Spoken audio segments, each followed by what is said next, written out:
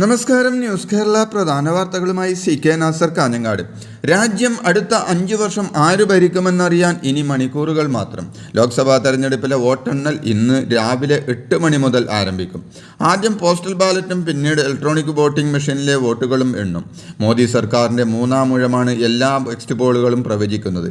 എന്നാൽ exit poll പ്രവചനങ്ങളെ തള്ളിയ പ്രതിപക്ഷ കക്ഷിയായ ഇന്ത്യ മുന്നണി 295 സീറ്റ് നേടി അധികാരത്തിൽ വരുമെന്ന ആത്മവിശ്വാസത്തിലാണ്.